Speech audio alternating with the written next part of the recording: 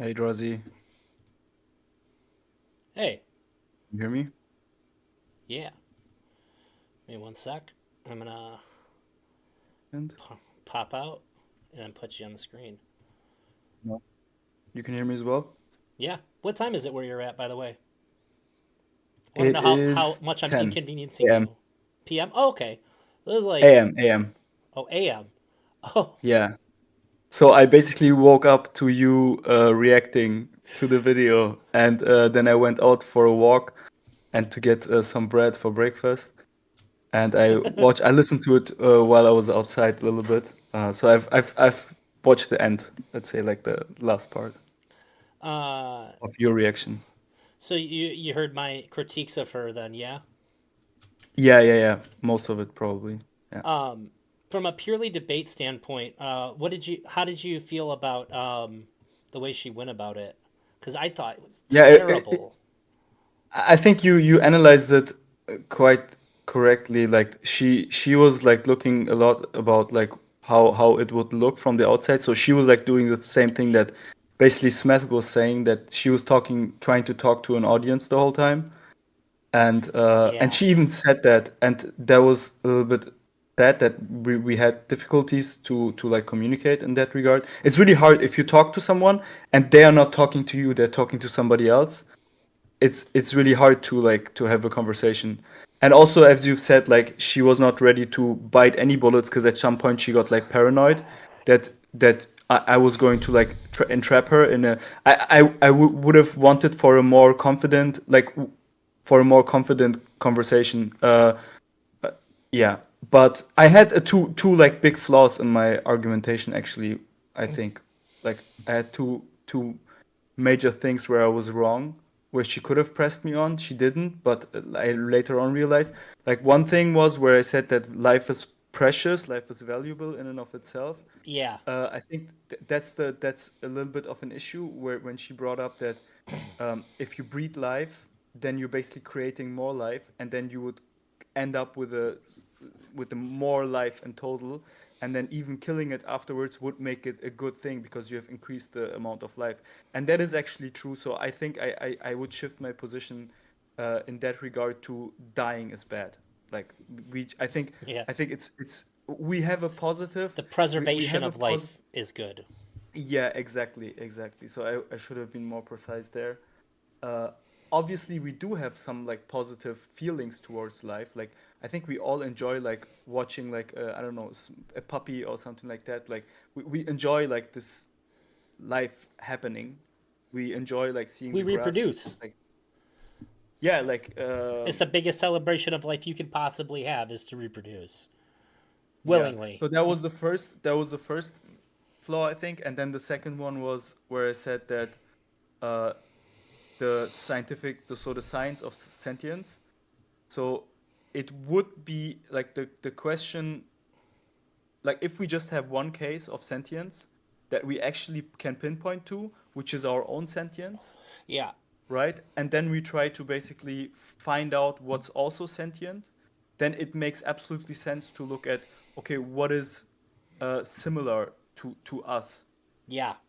So it would actually be a good scale to look at what's similar to us, and then like it would be a scientifically, I made that like counter even though argument during it. yep, I think that's what you said, right?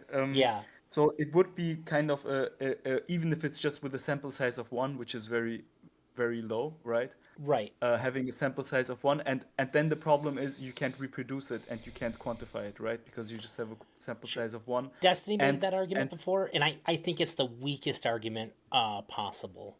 Because like yes, it's the only thing you have to go off of. Like if I think that you are also sentient because you have similar yes, things and you're reacting similarly, then that means that that's enough for me to make that jump, and so I can make that jump to a pig too. Because it would seem kind of yeah. silly to just go, well, I can't know, so therefore, no holes barred, I can do whatever I want. That's crazy. Yes, but then the way there to find out basically if the same mechanisms you have also exists in another living being, that's a different question. Like that's the thing that I should have attacked. I think like because like science cannot do that, right? So Right. science can only tell you. okay, there is like these reactions. It can show you if there is behaviorist actions that are being done. And I hate this thing so much. I don't know how to turn it off. It's so annoying. I had already turned it off. Okay, I'm going to put some brain into it. But yeah, so science can only tell you mm, whether something is reacting in a certain way, and science can tell you whether certain hardware is present, right?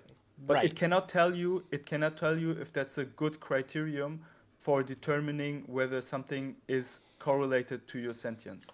Right. In both instances, whether I'm doing it to you or I'm doing it to a pig, I have to use my intuition based on the information that we have. So so so we have sentience, we have our own sentience, right? Yeah. Yeah.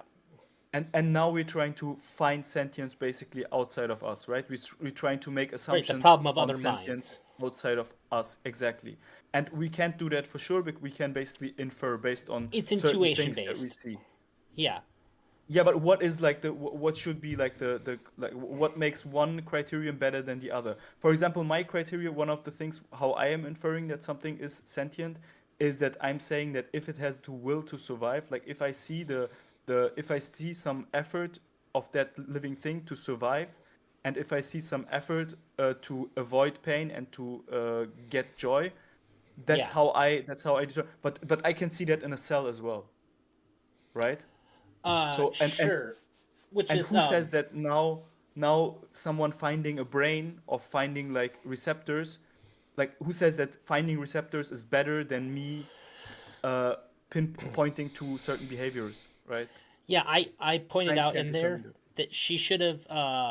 So the sentience is sort of a shorthand that a lot of people, including myself, do. And then once we get into the weeds, what really is being said is that it's about the suffering, and then having what most people fail to say because they don't usually get far enough into these conversations is that having the emotional ability to process suffering is something that like we do care about. That's why I care about whether you suffer or not, because I know that if I do something that might harm you, well, it doesn't really matter unless you can process that and then have like some sort of internal negative Yeah, experience, we which had would be the emotional. But she should have said that because that really puts those arguments on the back foot. Whether or not, like you and I don't have to flesh this out. I'm saying this would have been a much better approach for her to take than the approach that she had in it, because it lets you, without doing that, you get to lead her around all these different things. And she basically seated the driving wheel over to you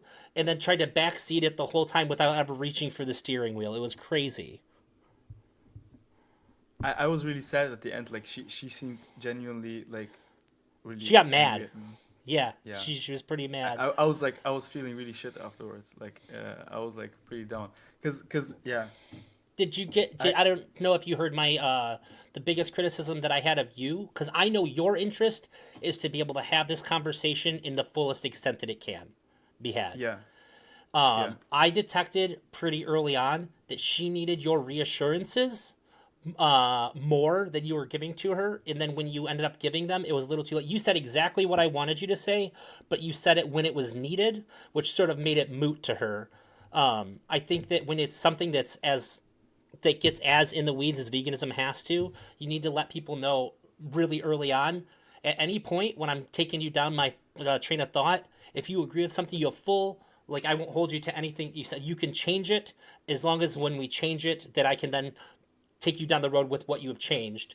Like, you just needed to. I think she needed to understand that she wasn't going to be beholden to something uh, But that I don't think that like she would have been holding to it. Like But she could have she said thinks that. you would have, based on how she was acting. You can tell that she wasn't so much reacting to you as she was reacting to Yeah. other people and trying to trap her in the past.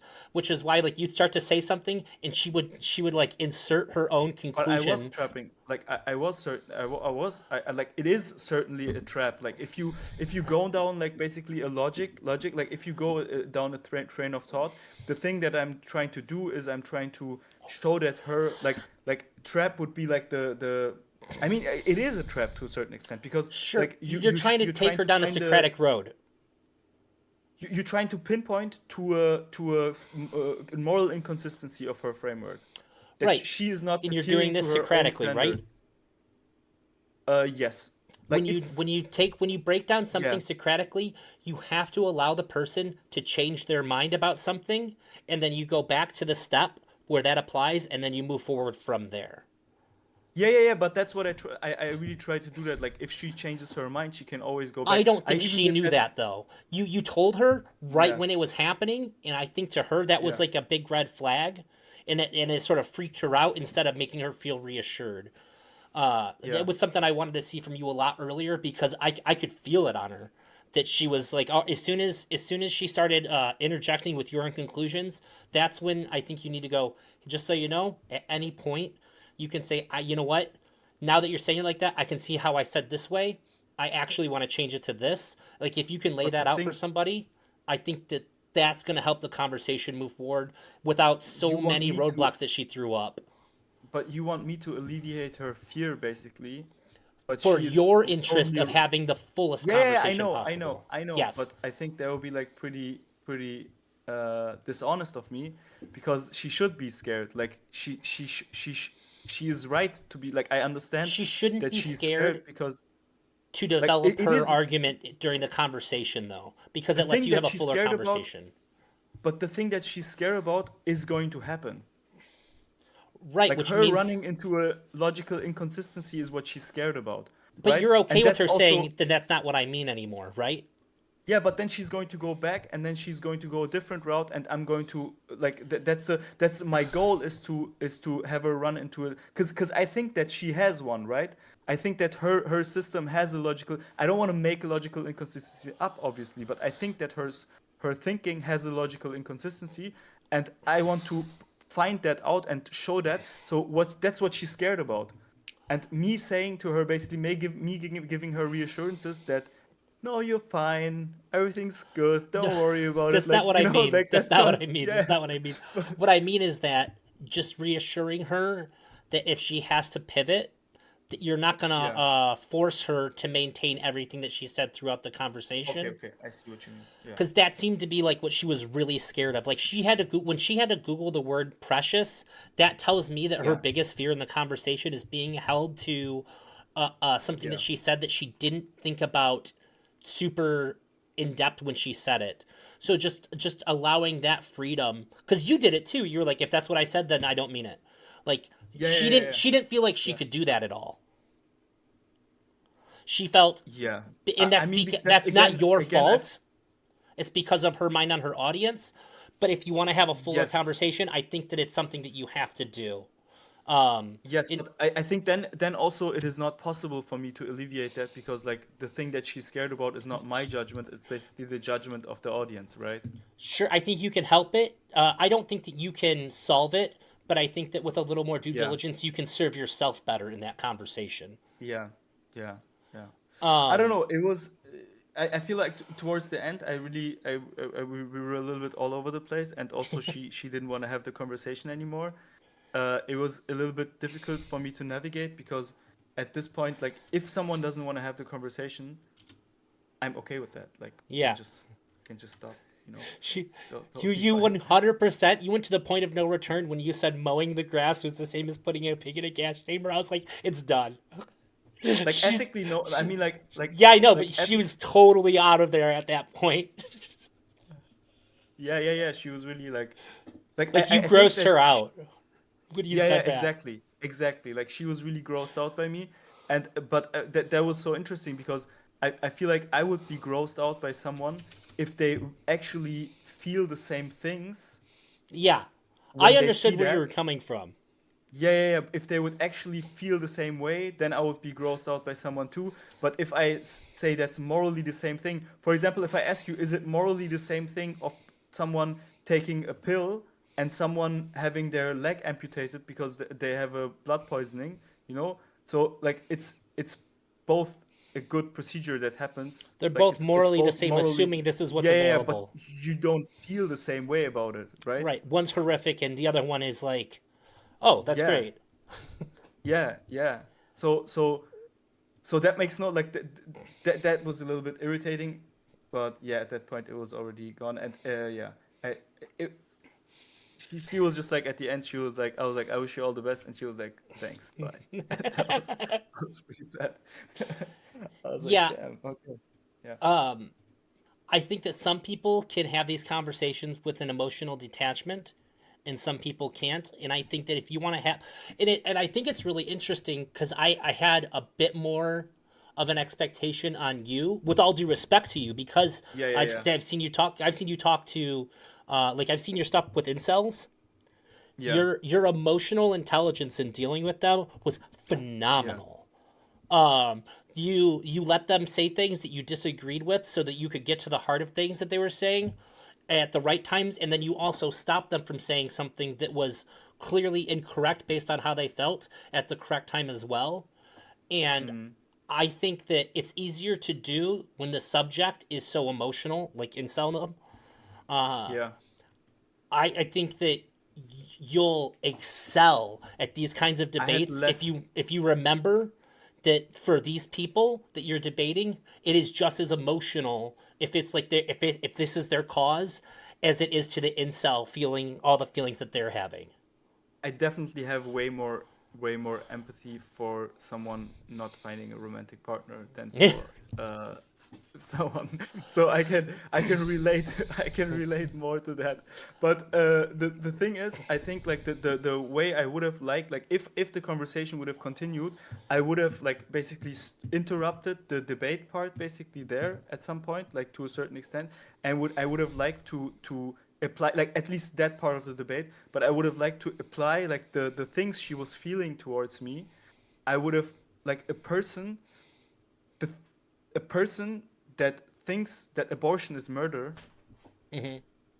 would have the same feelings towards her, right? Like cuz she's like pro-choice. Yeah, she said. Well, I wasn't fully understanding of her position on it, but granted, it's kind of seemed that way.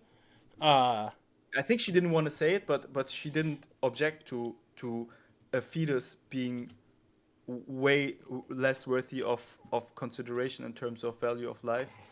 She yeah, conceded that. Like so that makes her pro-choice, I think. So so it I seemed would like have I said, it like seemed that way for sure. yeah. So you just saying like that some people not being able to have this conversation in a calm way. I understand why she doesn't do it. Like I understand why she feels that way because she thinks I'm basically holocausting. Like like that's Yeah, what she thinks. Like she thinks like sh- so. But I would have wanted to put her in my shoes where she's the bad guy basically, right? Like would it make sense for other people to think I that like I don't know, like that's that I understand that, and I think that yeah. I think you wanted to shortcut that more than you would have in other conversations I've seen you have. And I fully understand why, but I think that your strength is having is your ability to connect with people and get them to understand that get them to understand where you're coming from, and you're also phenomenal at clearing up misunderstandings in the middle of a conversation, but it's after you've made that connection. I Yeah. think that if you treat subjects that aren't quite as emotionally charged as like the incel things the same way, if you enter them with the same kind of care, you're going to absolutely crush it because you're going to get around a lot of this bullshit that jams up your conversations. Because you have the Yeah. strengths that you have are so fucking good, Thanks, above and man. beyond a lot of people that I see debate. And I just want to see you utilize your skills that you have to the maximum capacity outside of where you're normally implementing them. Yeah. I mean, I'm thinking about like what I I'm not even sure if something went wrong, but I'm trying to obviously like make the conversations better. I would have just wanted to. I think it was just a little bit time was missing from the conversation. I would have wanted to bring the conversation back to a level where she would. Uh, I think I could have brought her back. I think I that's my fantasy. My fantasy is one where it doesn't end in me saying I wish you all the best and she just hanging up on me and being like angry about it.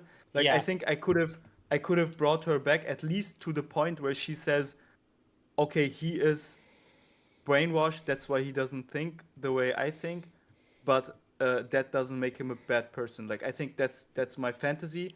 It's not only because I want that, it's also because I think that you can think that way, right?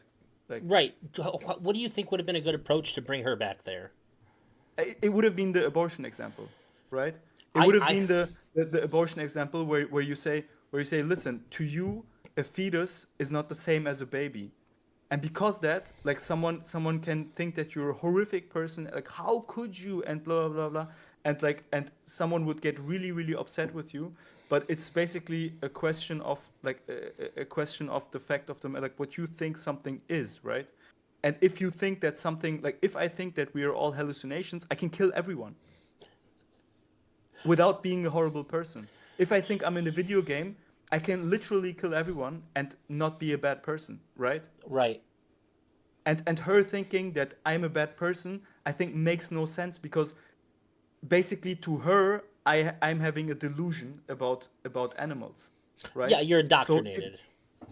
yeah, I'm indoctrinated, but like the bad person would be someone who sees them as worthy, like who thinks that we are not in a video game and then kills everyone, right? That's a bad Correct. person. So and even in, according to her, like even in her moral framework, I should not be a bad person. Right, because you don't agree with the you don't agree with the standard. Exactly, exactly. Because Correct. I think that I think that animals are like exaggerated, but I think that animals are not the same as humans and therefore don't have the same moral consideration. But if I would think that, then I would be a bad person. A murderer thinks that basically no, like you know, like if it's a completely if he has lost his mind, then we would also not say that he's a bad person. So I think the way that you get her back is by letting her have something that doesn't give her anything in the conversation. So you could say something like, "Why don't you tell me what you think our key disagreement is?" And I say, "Why do you think that? Can you explain that a little more?" Let her just talk a little bit, but with your direction, and then you can come back and say, "Okay, no." But you let her sort of have this moment of being guided, being correct, and that'll get her back on it because she's not on the back foot anymore. I think she felt like she was on the Yeah, I back feel foot like so hard that she just couldn't put her fists down. She was there was a point where I was like, her guard is up so high right now that I think you had to yeah, disarm her somehow. And when people are as charged as she is, I think that you just have to let them be right, but not about the conversation like that by saying like, what do you think we disagree about, and then if you can guide her to the correct answers to that, now she's going to be like, okay, I'm allowed to be right about something even though you've ceded no ground in the debate. She's now lowered her guard and able to continue having a conversation with you without a shield. Like at a certain point she wasn't responding to you at all anymore. That's how heavy her guard was yes, up. So you yes. got to find a But way the to thing is, bring that down a bit, and it yeah, doesn't hurt you at but the all. thing It is, makes you look good too. It should make you feel I good. know, but it's not morally like I don't think it's okay to do that because because the thing that she's scared, like that's my sort. Maybe you have a different view of it, but my view of it is that the thing that she's scared about, the thing that she doesn't want to happen, the reason why she has her guard up, is because she's scared of being wrong in this debate in front of her audience. That's the thing that she's scared about. That's the reason why her guard is up. And me basically trying to convince her to put her guard down would be dishonest, except there would be just one way of taking her guard down without being dishonest. That could have been, well, I could have said, listen, you having such a big high guard is not a good look for you. That would have been the only argument that would not have been dishonest on my side, right? Because like So if I say, don't I worry about understand. it, you can put your guard down and then stab her in her heart. That's like So I think that when two people go into a conversation like this, both of them are saying that we're coming together for the conversation's sake. So that my duty is to have this conversation as in good faith as possible. And if you're preventing that from happening, I can use the tools I have available to try to persuade you to continue having this conversation. I think that If either person care, if both people care about the topic at hand, then the thing that is most that deserves the most consideration is to have this conversation in the best and most good faith way possible.